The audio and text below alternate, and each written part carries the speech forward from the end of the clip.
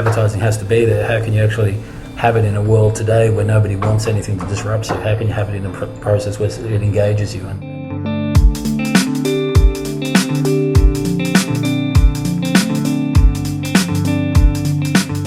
the entire tech team is still based here on the Gold Coast, but even though we have offices around the world, this is the hub. It's like the little room of people that has way too many people in it out in Ravenna is the hub that's created this global thing that we've created. Yeah, from when I was creating my first businesses here in the 90s to now, it's access to technology people is just way out. Look, there is a hub here. There's a pool of people here. You can actually make things here. So it's moving from download to streaming. Download was a technology company where you just needed little files to be sort of transferred amongst people versus be able to running and streaming live music. But everything changed in the business from when we first started.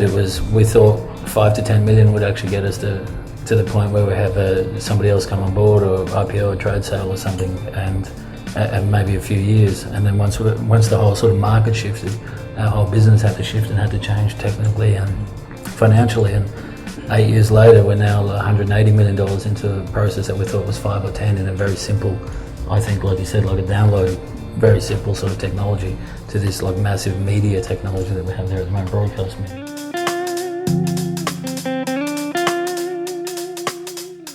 Generally speaking, it wasn't built to be global, and it was serving just the US and Australia, which was fine at the time.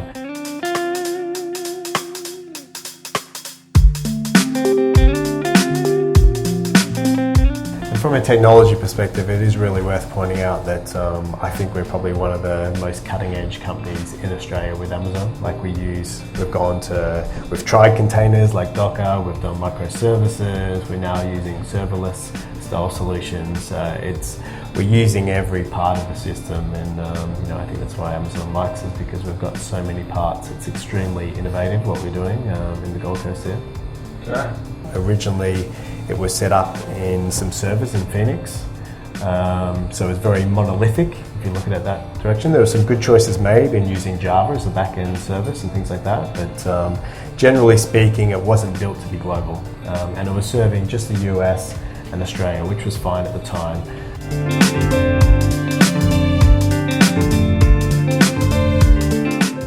Yeah, it's great for companies and it's great for people and it's great for lifestyle. So.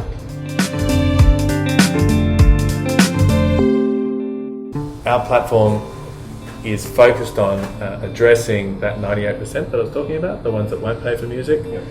We do offer a subscription as well, because that's actually the easy part, the 2% that are willing to pay. Creating a product for a subscriber is an incredibly easy thing to do, because it's 98% content. It's just content is what they want, they pay for it, they get it. The other 98% of people that don't want to pay, we're all about ensuring that they get the music they want, that's still the latest, best music, but that the artists still get paid. And the key part of that equation is ensuring the brands can fund it.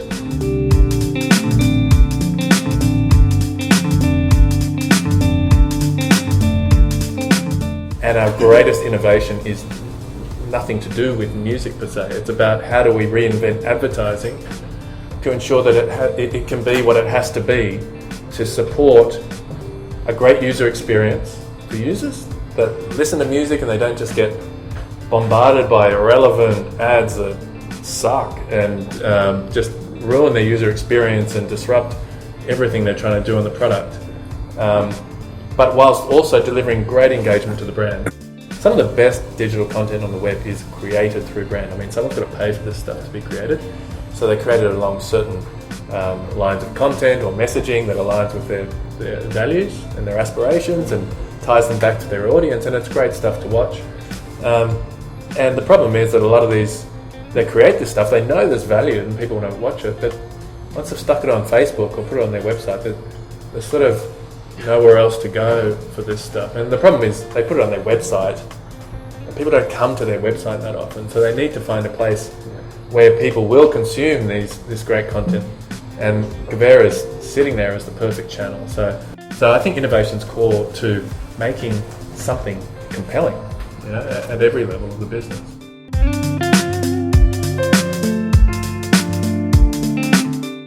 it is worth investing in showing people what it's like to be here, because chances are they'll stay.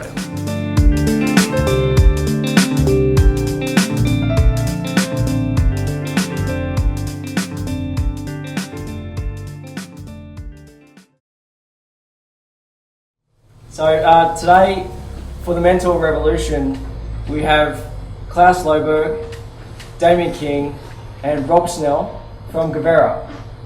And I'm not going to intro Guvera, but having the founder for Guvera here today, I think is a big coup for us. And I'm very, very happy to welcome you guys. Thanks for coming. Thank you.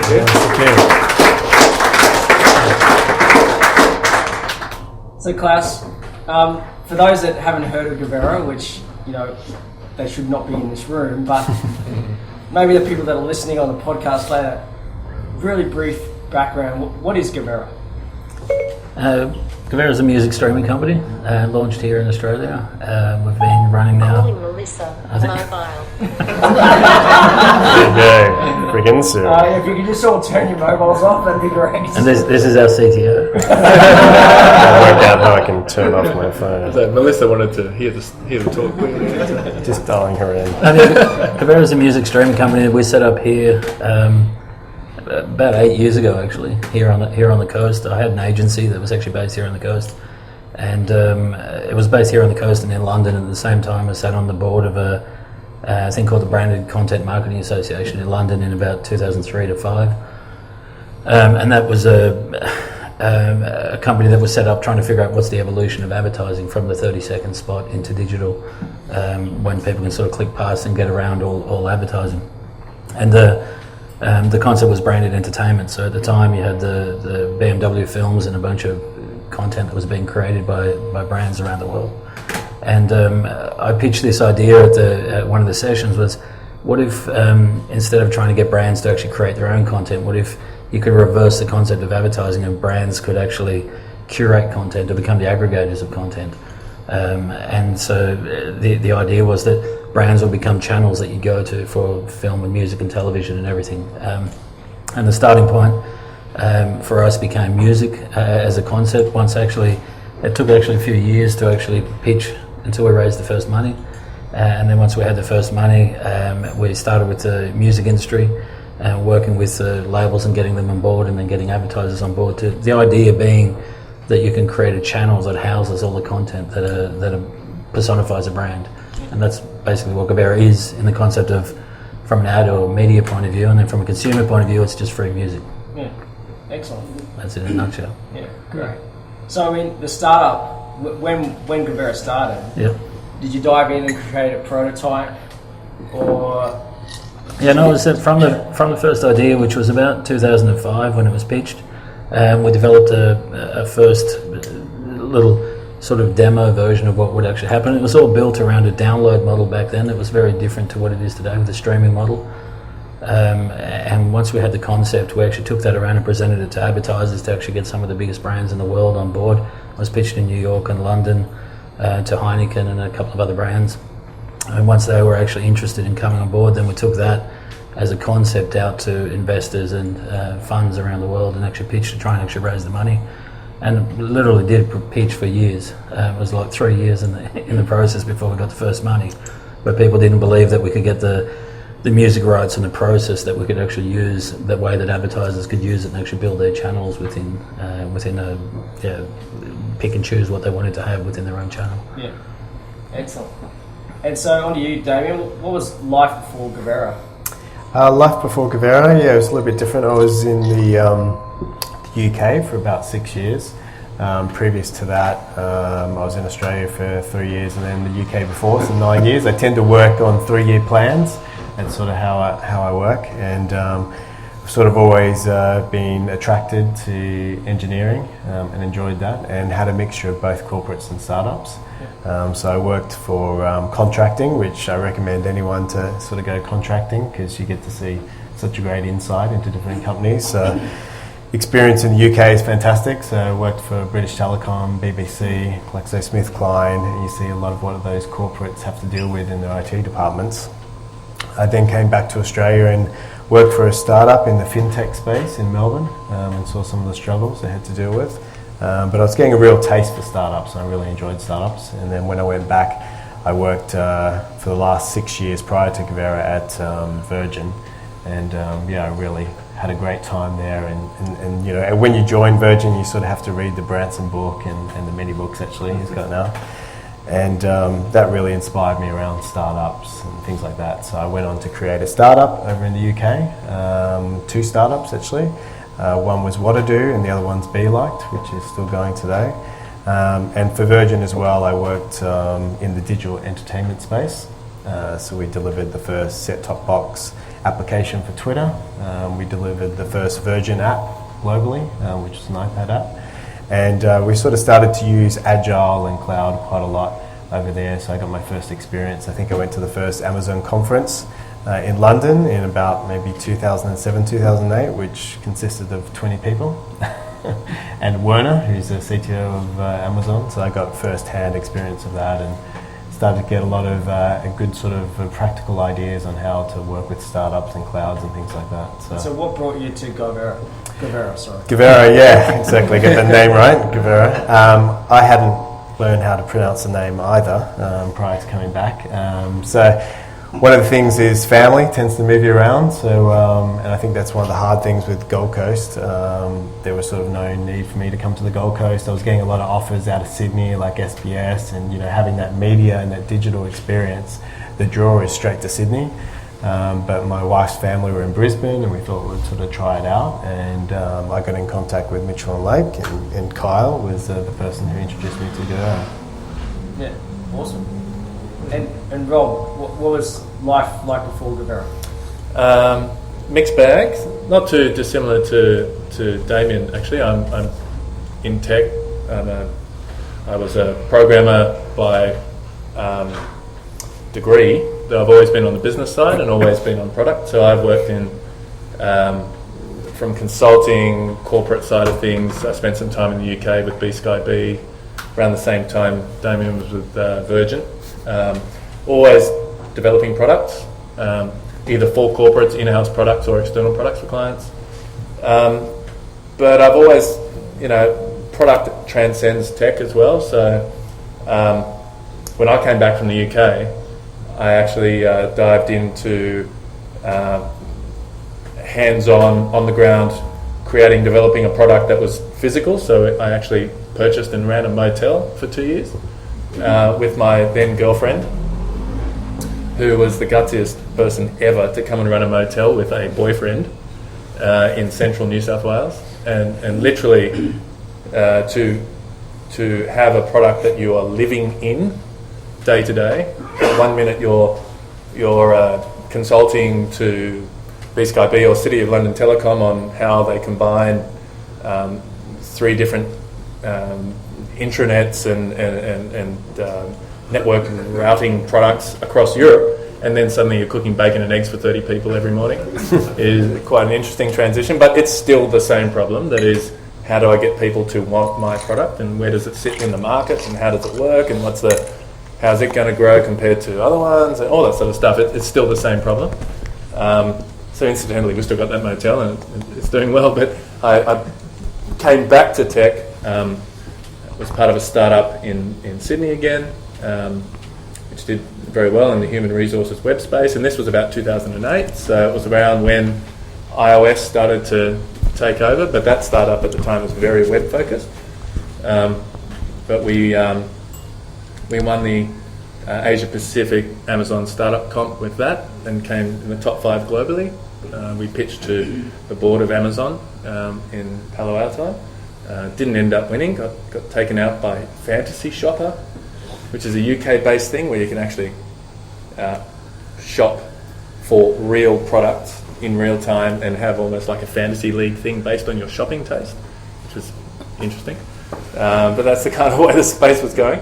And then I came to the Guvera purely because I moved to the Gold Coast for the lifestyle. My wife's from here, similar to Damien, young family. I grew up in Newcastle myself, and I didn't like the concept of having 2 hyper-urban children, and I prefer something with a little more lifestyle, and Gold Coast was the place, and it just so happened that Guvera was here too. So. I think Rob was my first hire. Who else? Yeah, that's right. Yeah. Yeah, good. So, how do people use Guvera now? Like, it was a download, and now it's an app. Yeah, app only. Is that the only way that people relate with Guvera? Is it just through the app? Well, I think there's been a big transition. When I joined, it was sort of at the time where there was a transition. So as Claes said, it was downloads before, and actually understanding that pitch was really clear to me. I love the idea that it's quite simplistic. The brand would pay for the download, and the user got the download for free. And that sort of really resonated with me. That at the time there was a lot of peer-to-peer networks. There was this concept that people just didn't want to pay for music regardless of their background. People would come around to your house and bring their hard drive and want to pull down all the movies and music. And you could see how this was seriously disrupted this whole industry and what would happen. And so when I heard about Guvera, I was very excited about joining. But the key thing was there was that transition period where the iPhone had come out. It was really starting to get traction, and you started to see this huge shift in the industry away from web and away from downloads into streaming. So when I joined, it was about 3 months after Guvera had sort of, in a technology perspective, pivoted from download to streaming. And the first app they had was iOS. It had no iPad, had no Android, etc. They iterated it quite quickly, and so I sort of picked up the things after that. And what does the back end technology look like? From a novice's point of view. Semi-tech. Where are we hosting, for example? Yeah, exactly. So when I joined again, one of the first things I do walk into an organisation is look at sort of the 4 Ps as such. So that's looking at people, which is number one, who's there and what are their skill sets and things like that. The product, which clearly didn't have a product manager, which is why I had to bring Rob on. Process and platform. And all of those areas needed improvement, especially when you're competing in such a huge space with these global players and things like that. But there was obviously concerns about the platform, what it was. Originally, it was set up in some servers in Phoenix, so it was very monolithic. If you look at it that direction, there were some good choices made in using Java as a back-end service and things like that. But generally speaking, it wasn't built to be global. And it was serving just the US and Australia, which was fine at the time. But what had to be really architected and thought about was how do we roll this out globally. So that was one of my first projects, was to build a global platform. Because I was so pro Amazon and the guys had already done a couple of experiments on Amazon, so it was very easy for the engineers to sort of fall in line, was to move immediately to Amazon. And so we started that process off. That was one of the biggest projects we did, to move what we had into cloud. And now we're fully hosted in the cloud. There's 20 territories around. We're serving from Sydney, from Singapore, from Oregon. We're using every part of the Amazon platform. So it's very exciting what we're doing. Which is like a massive shift from everything in the business, not just the technology. It was moving from download to streaming. Download was a technology company where you just needed little files to be sort of transferred amongst people versus be able to running and streaming live music. But everything changed in the business from when we first started. We thought 5 to 10 million would actually get us to the point where we have somebody else come on board, or IPO or trade sale or something, and maybe a few years. And then once the whole sort of market shifted, our whole business had to shift and had to change technically and financially. And 8 years later, we're now $180 million into a process that we thought was 5 or 10 in a very simple, I think, like you said, like a download, very simple sort of technology, to this like massive media technology that we have there at the moment, broadcast media. Not to mention that at the time it started, Amazon was literally EC2 and S3, which was still probably their 2 primary services, which is computing and storage. Whereas Amazon now has something like 80 different web services, so they've managed to build out the web infrastructure layer to just infinite proportions. You can do almost anything then. But back then it was literally, what's your server, what's your storage? So it wasn't probably anywhere near as flexible and ready for global load balancing and stuff as it is now. So Yes, I think there's 2 points to take out of that. One is if you're in a startup, sometimes you get thrown a curveball, and we can stay. Our curveball was the whole market. Yeah, the whole market shifted just exactly at that time, and we were able to adapt and change things, etc. And now, and it was right when the GFC was in the midst. It was a wild time to be raising capital and changing your whole business. Yeah. When investors had bought into something that we then said, well, it's not that anymore, it's now this. Yeah. So It's not web, it's mobile. Yeah, so it's not download, it's streaming. Can you all dig into your pockets 10 times deeper Yeah. and see what we can do with the rest of it? So same investors still? A lot of the same investors that came from the very beginning, that first year, and came on board and sort of continued the journey, and still here today. So Yeah. And a lot of them thought it was only going to be a couple of years as well. So, but they've seen the process and they've seen the changes and they've seen what we've done and the traction that we've made and the team that we've built. Yeah. And from a technology perspective, it is really worth pointing out that I think we're probably one of the most cutting edge companies in Australia with Amazon. We've tried containers like Docker, we've done microservices, we're now using serverless style solutions. We're using every part of the system, and I think that's why Amazon likes us, because we've got so many parts. It's extremely innovative what we're doing in the Gold Coast there. Great. We'll share it out to them, and I'll share a bit of this story. So, you mentioned the investment, and I take it you're director of innovation now. You've got innovation in your story somewhere. I'm not sure if that's part of your title as well. Product, yeah. But this word innovation is getting thrown around a lot, and I imagine you've had to innovate quite a bit, just given the story you've already told. But so part of getting that funding and the landscape and the project sort of shifting all the time. What is innovation for Guvera? I think, like you said, the three of us have innovation in the sort of titles. I think first and foremost, it's sort of finding patterns, I guess. So, do you know what I mean? Finding problems and solutions and actually coming up with a concept. And so, from my perspective, it's the concept development, and then there's the technology development, and there's the product development. So, there's innovation at every level in the business. It's just, to me, it's just change. It's making something better. Yeah.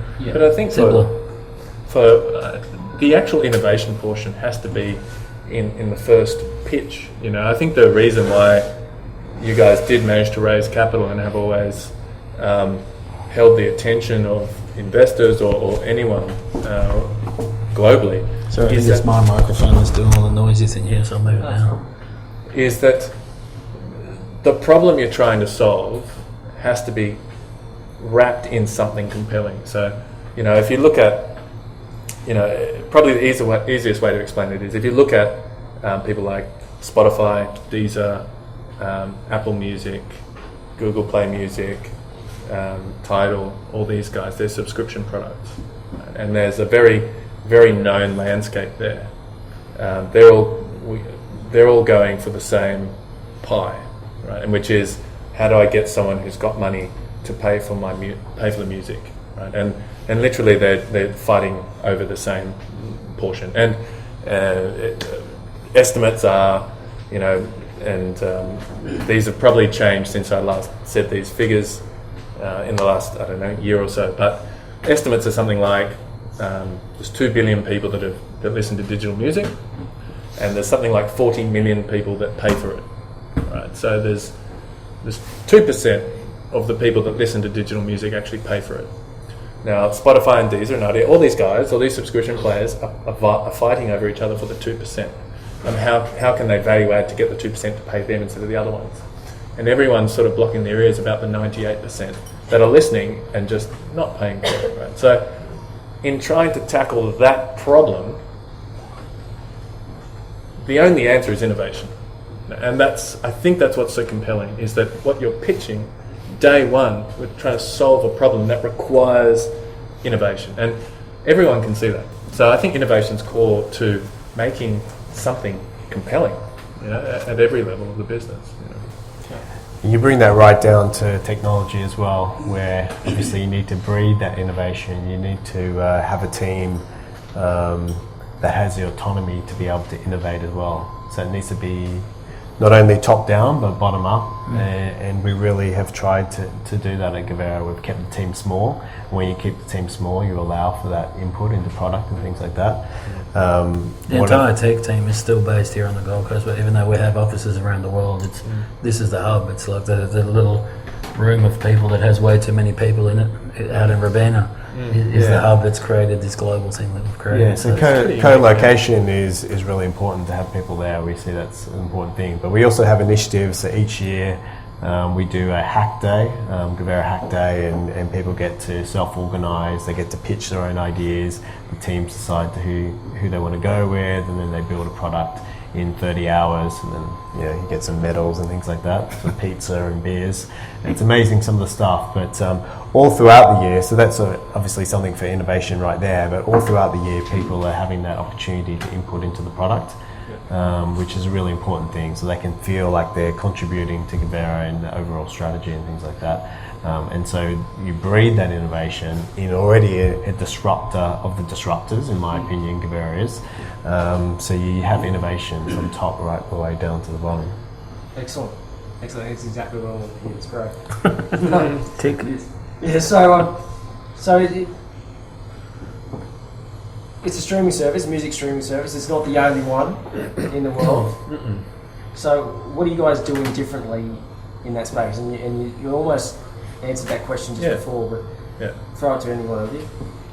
Well, yeah, I think Rob can talk about it a lot, because when I joined, Claes's idea, like I said before, really resonated with me, that you need, people don't pay for music. They don't feel. So either the generation of mine where people would like peer-to-peer and just copy music, and then there's the next generation, like my children, who just go straight to YouTube, and they've never paid for music in their entire life. They've never Even the concept of paying for it is actually strange to them. It's like, what are you talking about? So it's just a broken system. So this whole idea of having a brand pay the artist needs to get paid. And the only way you can do that is to have someone else to facilitate that relationship, and the patents that Claes originally wrote and had to look at, I think are fantastic. And it took a while with that pivot. I think Claes had an awesome delivery of downloads, and actually seeing that with brands like McDonald's and, like you say, originally on there, but with that pivot and that change, it sort of slowed us down a bit. Figuring out how to turn that into the channels. How's it going to work in streaming? So downloads $1. There's your download, boom, that's the end of the transaction. But streaming is a monthly cost, and that's where Rob's really come in and brought it to life, I think. So yeah, I mean, the only way I would say that we're different is that our platform is focused on addressing that 98% that I was talking about, the ones that won't pay for music. We do offer a subscription as well, because that's actually the easy part, the 2% that are willing to pay. Creating a product for a subscriber is an incredibly easy thing to do, because it's 98% content. It's just content is what they want, they pay for it, they get it. The other 98% of people that don't want to pay, we're all about ensuring that they get the music they want, that's still the latest, best music, but that the artists still get paid. And the key part of that equation is ensuring the brands can fund it. So it's funny, people look at us as though we're a music streaming company, but actually the problems we solve and our greatest innovation is nothing to do with music per se. It's about how do we reinvent advertising to ensure that it can be what it has to be to support a great user experience for users that listen to music and they don't just get bombarded by irrelevant ads that suck and just ruin their user experience and disrupt everything they're trying to do on the product, but whilst also delivering great engagement to the brand. So really probably our biggest innovations have been in the ad space, trying to make ads what they have to be to support. Which was 100%. I mean, that was what the problem that existed back in 2005 when I was on the board of the BCMA was looking at. The problem in advertising is that people are clicking around. People can actually watch television online, or with set-top boxes we can click past to get around. More and more and more there's technology to get around ads, and rightly so. The majority of them are annoying and you don't want them to be there and you want to figure out a way past them. And so the argument right at the very beginning, which actually is translated all the way through now, is how could you actually if advertising has to be there, which it does because it pays for the free-to-air radio and television that we've been watching since the 60s, if advertising has to be there, how can you actually have it in a world today where nobody wants anything to disrupt you? How can you have it in a process where it engages you? And the argument at the very beginning was around an advertiser becoming a curator or an aggregator.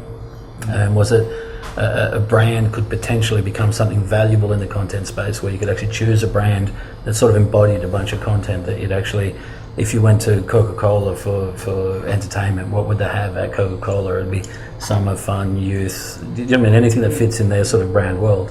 And the same thing with 100 different brands, 1,000 different brands in the world, and an opportunity for a brand to define itself by the content that it creates, an eclectic selection of music or film or entertainment or anything that sort of fits into that bubble. So that is what the idea was at the very beginning. It started in downloads, moved to streaming. The core of the concept has stayed true from the very beginning. What's changed is the amount of money we've needed and the technology that we've actually built and the team that we've needed and the process that we've needed to actually move from downloading to streaming and to change ourselves from basically a pay-per-download type model to a full broadcast medium model that we've actually created today. So if I just put my sales hat on for you for a second, can anybody advertise on the platform? They advertise in a different context. It's not. Yes, there is at the moment. There's a part of what we've built is actually fit within the actual model that the music industry actually wants us to fit in, where advertising is inside of Guvera and spots and dots, the sort of radio style ads that people want to click past and get around. The view is that they want people to actually subscribe to content, and that's how the whole music streaming space is actually being devised. Any advertiser can actually work with Guvera, absolutely.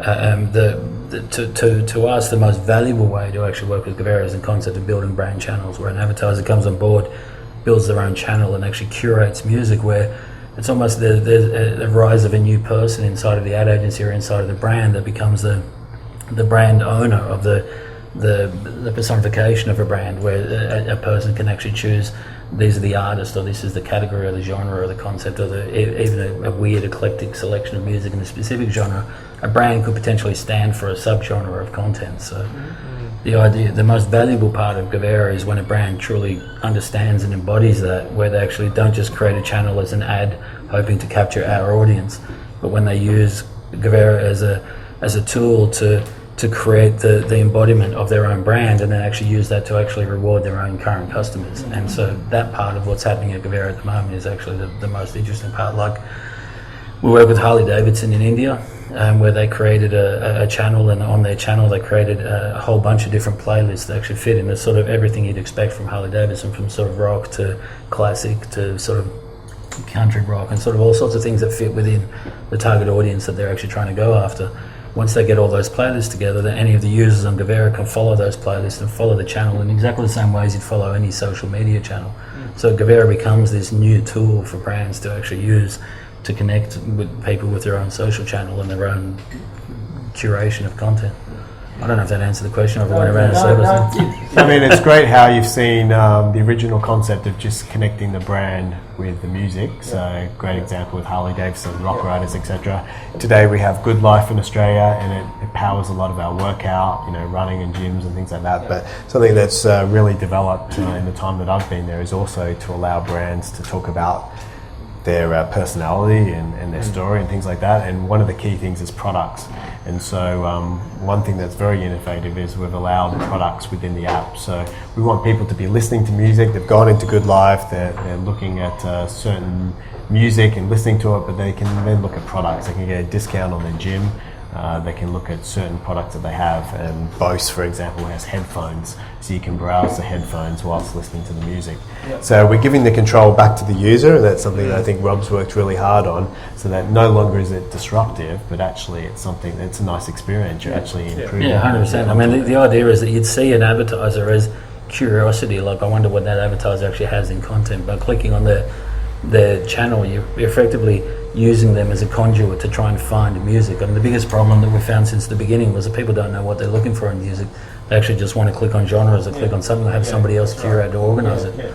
So if you could click on Quicksilver or any sort of brand, like, you sort of get an idea of what might they have in their channel. And then once you're in the channel, to that point, you can start exploring. Once you click the playlist and you're listening to music, Number one, discover new music. you're discovering music. You're allowing somebody that you kind of know. You know what I mean? That I know what they would actually listen to. Trust them. Yeah, and from a brand's perspective, it provides a whole brand new idea. It's like, you know, if you meet somebody, like a lot of times brands connect themselves with music, trying to actually do one deal with one massive artist and create something where they create some show. But if you meet somebody out in the street and you're like, what sort of, or at a bar, like what sort of music do you listen to? And it's Johnny Cash or something. You still don't know anything about them. It's the next song that they like could go anyway from Iron Maiden to Tom Waits. Or, do you know what I mean? And then slowly you start segregating and creating the idea of who the person is that you're actually talking to. And so the same idea with Guvera, that a brand can actually create a series of content that when you look at it, you go, okay, I get it. Now I know what that brand stands for. Which is what brands try and do over 2 to 5 year period of actually creating media and billboards and selection of magazines and media and everything to try and create an association with a style of content that actually creates mind share inside of a person's idea that this is what this brand stands for. And so I think one of the most exciting things of this is the fact that with Spotify or with our competitors, they tell you pay the $14.99, get rid of the annoying ads. But Guvera, you pay for a subscription as well, but you still get those channels because those channels are intrinsically related to the content. They're not annoying. They're not annoying. You've opted to follow Red Bull because I'm a Red Bull fan. I'm happy to see the content and whatever it is. Not just see it. I'm happy to have that person go out of their way to actually curate content that I know I'm going to like. And I think that's probably that's another shift that's happened in the last 5 years in the advertising space. The rise of content marketing has been just epic. The number of brands that are creating high value content. Some of the best digital content on the web is created through brand. I mean, someone's got to pay for this stuff to be created. So they create it along certain lines of content or messaging that aligns with their values and their aspirations and ties them back to their audience, and it's great stuff to watch.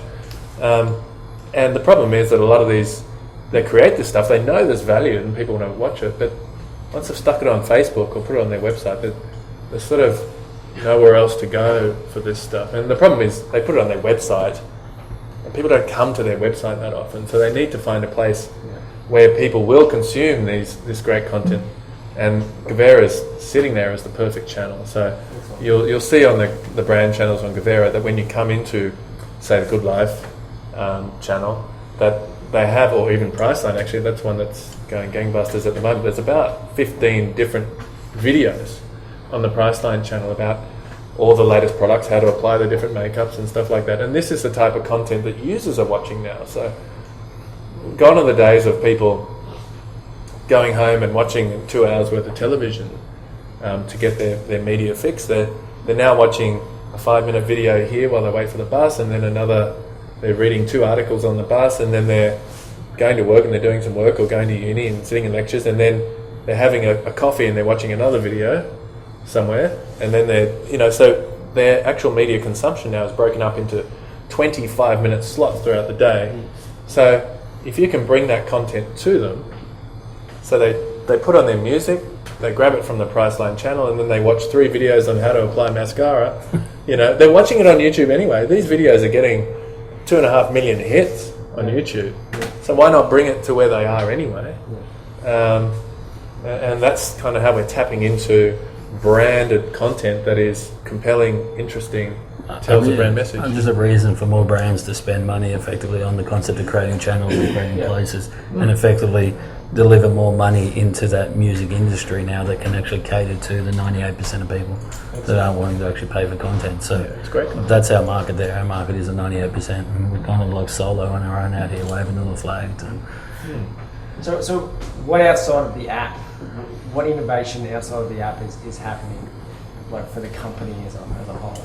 Yeah, well, I think just on that brand thing, clearly we need to add value to brands and things like that. And so we've done lots of things outside the app. There's obviously microservices like a recommendation engine and a lot of tech stuff that's going on. But something that's quite exciting is the amount of data that runs through our platform. And we want to try and share that with brands. So this year we've been working on something that we call the Engagement Informatics Platform. And that basically takes all of the user behavior, particularly on brand channels and their engagement, and tries to deliver that in like a nice palatable format for brands to log in and actually see what their engagement's like. So gone are the days of good old CPM and boring clicks and things like that. It's all about engagement. How long are they actually looking at your products before they swipe? You know, we still have this issue in the world around, you know, research online, purchase offline, ROPO, for lack of a better term, and you know, we're trying to track that to the best of our ability. So this platform integrates mobile integration, so you can start to see where people have campaigns to install mobile phone apps and things like that. So we're tracking all that information and we're delivering it through this platform that's sort of like the back end of Guvera as such. Cool. And anything else happening globally outside of the app? You're obviously in the States, you're in Australia. What other countries? I think House of Guvera is awesome. Yeah, that's Well, right. I mean, we have little projects that other little apps that we're developing and testing, sort of all through the process. Over the last year, we've got a couple of new ones that are actually coming out at the moment. One was Fradio that we're playing around last year, where we created an app that would actually tap into Guvera and actually allow people to create their own broadcast stream where they could actually do voiceovers and actually talk back radio and that sort of stuff for themselves. And we had that up and running for a couple of artists that used it and went really wild. I think we're modifying that for the new platform at the moment. Other projects that we're working on, we're different markets that we're in is India and a lot of emerging markets where we can actually tap into that sort of like a massive audience where there aren't any other players, then we can provide a sort of a brand tool. But then also House of Guvera is a few years ago, we were trying to figure out, rather than just spending media dollars trying to attract users over to Guvera, how could we look at sort of creating our own content and our own events and our own things that could actually engage people into sort of a physical manifestation of, either content or events or something that we pull together. We started making films, and we put together a little team in Los Angeles, just in a small office in Hollywood. Just a film guy and a guy that could do sort of interviews, questions and things, and we set about creating a bunch of films. They started generating a little audience, and once that audience grew bigger, just through YouTube and things, we created our own website for it, and that's houseofguvera.com, and that sort of escalated really quickly, and we started doing a lot of behind the scenes interviews with different artists and sort of traveling around the world with different artists as well, and just sort of filming the journey and that sort of thing. And then that ended up turning into House of Guvera, which is a physical venue in Los Angeles, in downtown LA, in the sort of arts district, which is like the new sort of, I don't know what you call the cool part of Los Angeles. It has a sort of more of a New York feel, that sort of arts feel to it. It doesn't have any other live venues down there at the moment, so sort of on the outskirts of that, we created a wild venue where we've had a bunch of artists shoot their music videos. I think Ty Dolla did a crazy music video there about a month or so back. And we had a bunch of artists come and use the space for different things, and then we opened it up for brand partners to actually use it to do promo launches and all sorts of things at the space. It's extremely successful in both brands wanting to actually use the space, artists wanting to use the space either to film in or to use as sort of label showcases and that sort of thing that's happened there. And so we're in the process at the moment of actually opening up a House of Guvera in Mumbai in India, and then one down in Melbourne here in Australia as well to do the same thing, where it's set up to create an audience to come and actually sort of physically see Guvera in a physical light, and sort of a way for brands to actually create content that lives on their channels, but also through an event, something that they can actually sort of... Gold Coast missed out. Gold Coast missed out. Well, actually, there's actually a huge opportunity to do something wild on the Gold Coast, and we are exploring the idea. I mean, excellent. We haven't had a good live venue since the Playhouse. So I will pass it to the floor for any questions. I'll probably have to repeat them, so keep them simple so I can understand it. Any questions? I just wondered, from your experience, what's it been like attracting the talent that you need to the Gold Coast, and particularly the technical talent, given the kind of, I guess, limited resources in Australia, and what seems to be happening in Sydney and Melbourne, which is sucking up all of the technology resources and paying huge salaries down there. It's been. just repeat the question slightly, in a simple term. How are we keeping talent on the Gold Coast when other cities and whatnot are sort of sucking us dry? Those keeping them and attracting them. Exactly. I mean, that's probably one of my biggest challenges, and it has been from day one. How do you sort of attract people to the Gold Coast and get that talent? You just wait for them to turn up. What was that? You just wait for them to turn up. Yeah, I mean, obviously you've got to try and work with agencies.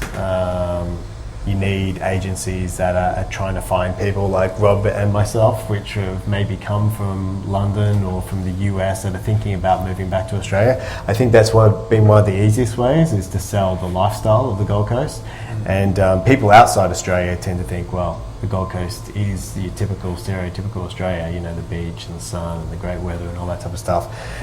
So I think that's actually quite an easy sell, and I've brought quite a few people in directly from London, from Germany. I actually talk about having the United Colours of Benetton in my team.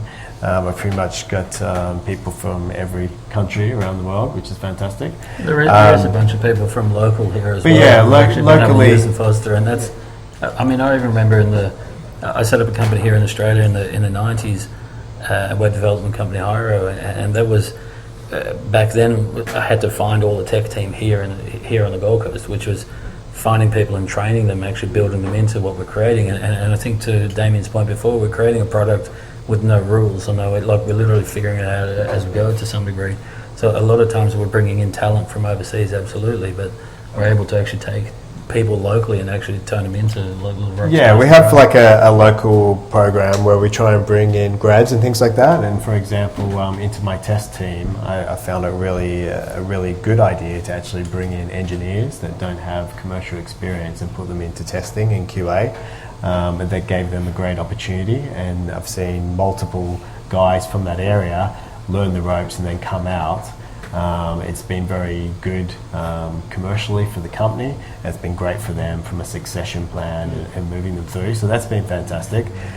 So the international is great, but then also I think I've moved quite a large proportion of people outside Queensland, so from South Australia, from Melbourne, from Sydney. And just a little tip on that is, just fly them up. Pay the cost to fly them up and get them to experience the Gold Coast, because it's changed. The stereotypical Gold Coast that you may have imagined outside that is very different now. It's fantastic. There's finally decent coffee and places to get some good food and things like that. So, but if you bring people up and they actually see that, we've moved quite a few people up on relocations and things like that. Yeah, it's very hipster now compared Thank to goodness for the hipsters. compared to when I turned up. That's right.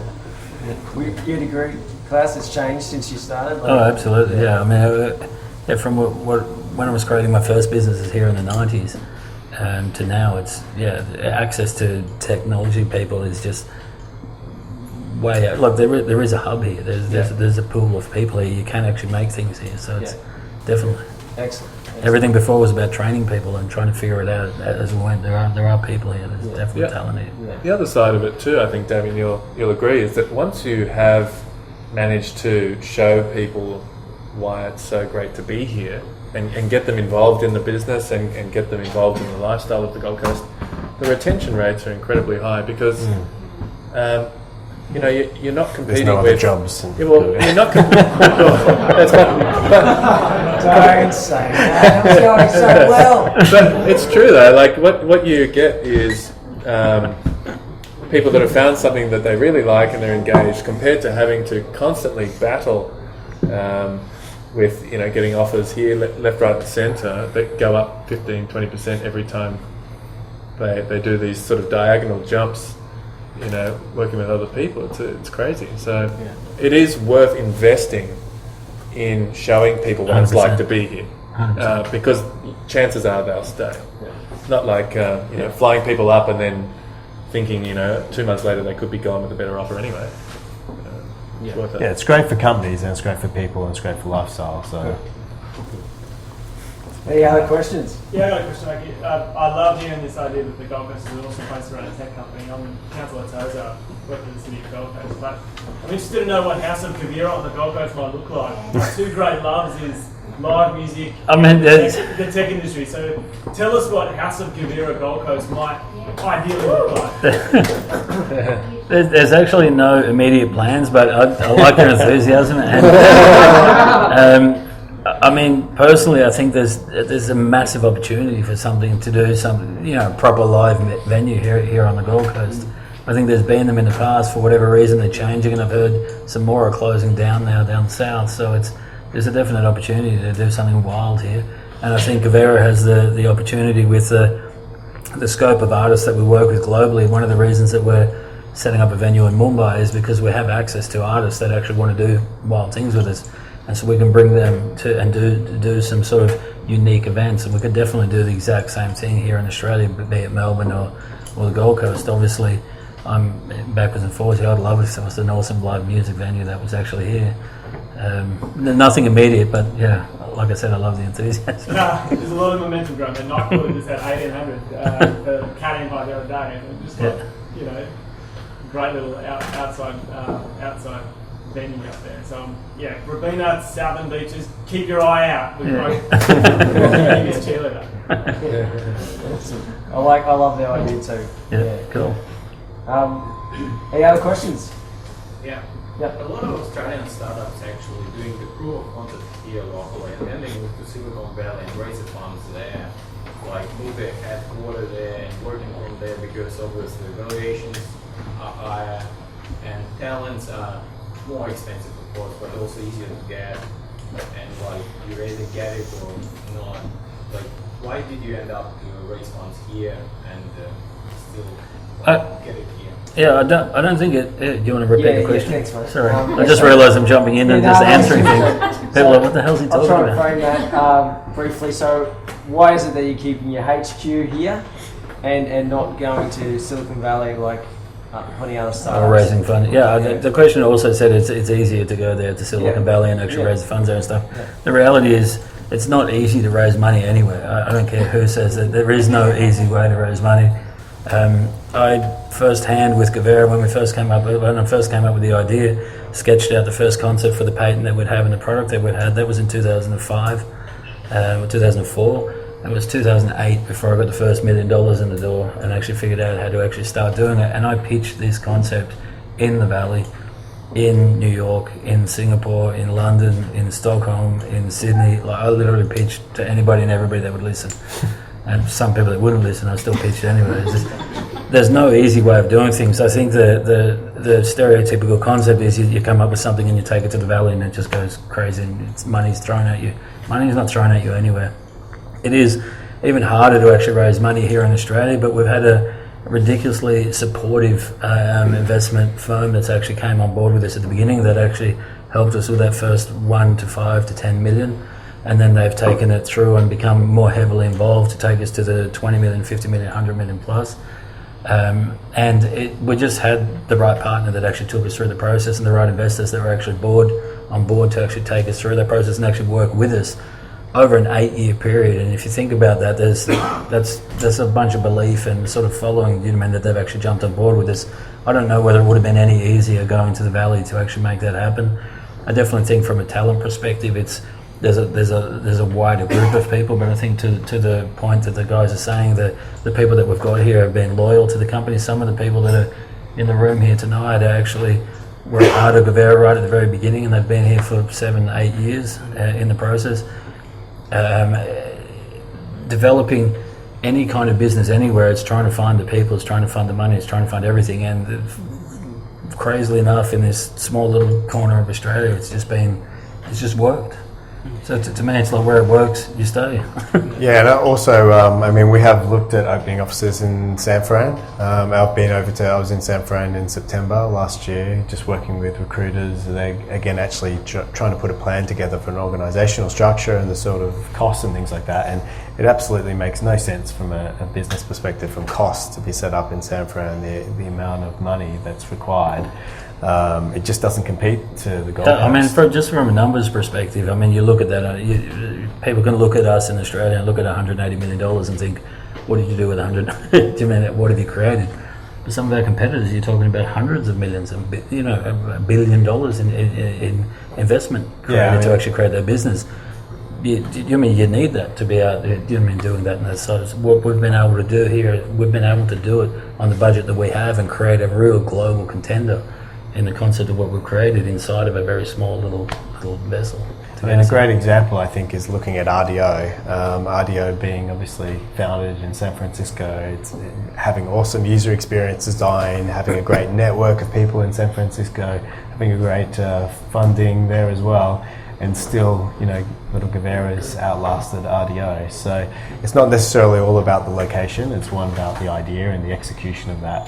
And the great thing about being based here on the Gold Coast is we've been able to be quite frugal with how we do things on a technology 100%. perspective, and we're still going, still chipping away there and competing in, our competitors are huge. We're talking some and of the our competitors are just getting bigger and bigger because they're starting to either amalgamate or little ones are disappearing. So they're like 1,500 people, like 500, 600, 1,000 people in their tech teams. We have about 140 people across the entire world in all of our companies, from tech to everything. So we're a little. And I think that comes back to the vision. If it's compelling, and you can get people on board to be so passionate about it that they can keep driving it for 8 years, the same vision. Then who cares where you are? Who cares where you are? I mean, if the vision's right and it truly is interesting and it's a challenge that's got to be solved, then you can make that succeed anywhere. Certainly, I don't think your location makes any difference. So. But what do we think of the startup scene on the Gold Coast? So, bring it back to the Gold Coast. I've started businesses up here since the 90s. Start and stop. And grow and actually learn through that process. To me, Australia is like a little mini. The Gold Coast here in Australia is like a little mini California. It has that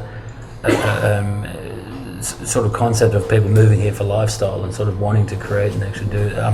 There's a ton of people wanting to do things here. I think it's just getting better and better and better and better. I think that definitely the Gold Coast has a vision of what it was as from a startup world in the 80s.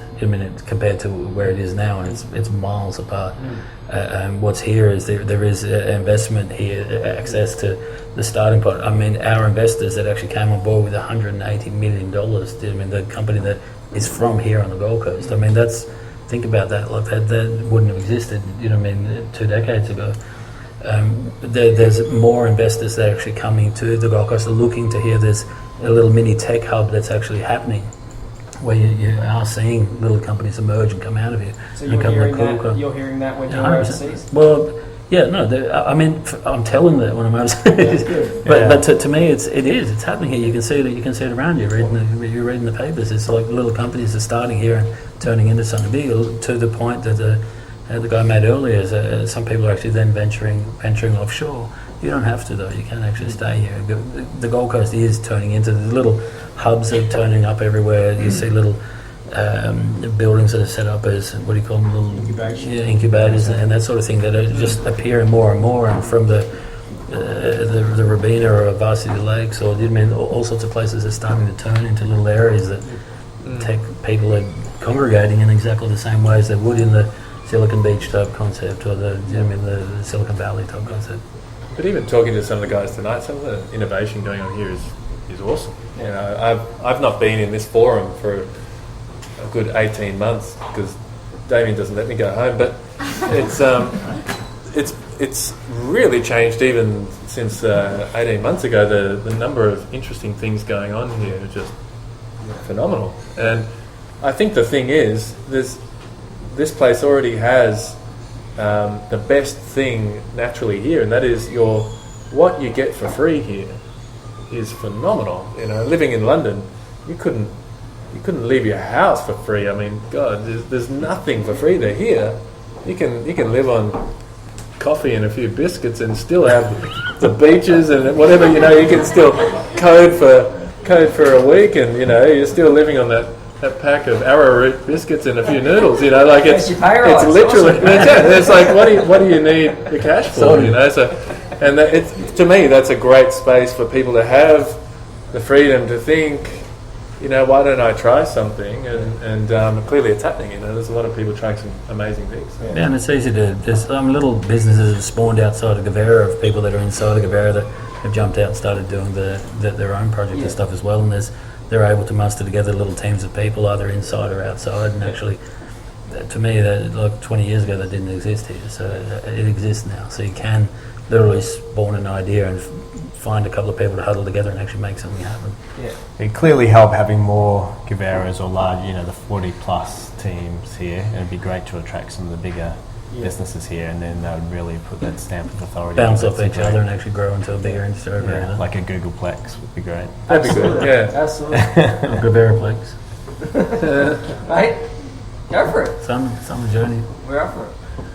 Guys, thank you very much. I think we'll have to wrap it up, unless there's one absolutely awesome question from the crowd. But yes, okay. Got to contender. No pressure. I just wanted to know, like, in the early days, it said, like you said, that it took like 4 years to get up and running. What was the motivation like in the early period, and what kept you going through those 4 years? And what was the pivotal point where you said, we've made it, and these things are going? I mean, the pivotal point was when we raised the money. Like, I mean, for me, even before we actually raised the money, in that sort of 3 or 4 year period. I'm sorry, do you want to repeat the question? The question was, what kept you going at the beginning when the 4 year start, the idea creation. Yeah. What kept you going? Just jump straight. Yeah. To me, it's everything is driven by a vision from some point, like some sort of personal belief, like just outlying everything. Like when I remember when we presented to investors all over the world, I remember presenting to the James Packer's company PBL in Sydney, where it was we presented exactly what we were going to do and how it would work, and the people in the room sat there and said, "We get it. Like it's a great idea, but how are you going to get the music companies and the film companies and to actually allow their content to actually be sort of sorted into these sort of categories? I can't see that actually happening." And to me, it was just an unwavering belief that there's an industry or multiple industries that are dying as a result of you can't sell content to a consumer anymore. Like it just doesn't work. Like what is happening now is just a slow death of multiple industries that is inevitable. And at the same time, you've got this other massive industry, this ad industry, that actually has to be able to connect with consumers in a world where consumers can click around and do whatever the hell they want. So to me, it's this intense belief that there's no way that industry has to make that connection, and this industry has to somehow generate revenue out of the industry. There's no way that connection of those two isn't the answer. That has to be the answer. And just a total belief that was actually going to work. So and that was what it took all the way through until we raised the money, and for the first 3 years of actually trying to explain that to the labels and to the film studios and to the people that we've been working with over the years. It's just a core belief that it has to work, even though in the face of everybody else saying it's not going to work. It's just a belief. But it's also true to say that same vision has to be communicated internally just as well. It's not just a conversation you have externally, because we've as the team grew really rapidly, we've grown at different rates over the years, but there was a period there where we grew really quickly, and I don't think we communicated that vision as well as we could have. And I agree with that, and I think at times the business will change where everybody. It's easy to look at Guvera and say it's a music streaming company, and everybody thinks that's what we're doing, and it's not until you step back and say that's one element of what we're doing. Well, here's your induction video, guys. Just play this to everybody before they start. Thanks very much. Round of applause for the guys.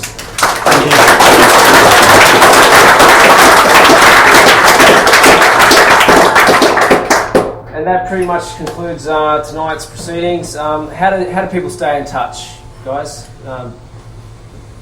LinkedIn for me. Yeah. LinkedIn's good. Yeah. LinkedIn? Yeah. And work. You can come past Robina. How about we download the app, eh? Yeah, Download the app. Yeah, that's right. Follow me on Guvera. Okay, good. Great. thanks very much for coming, guys. That's it for tonight. And saying that, like, it's that for these proceedings, but you can stick around, have another drink, a bit more networking, when you want, or when they shut the bar. Thanks again. Cheers.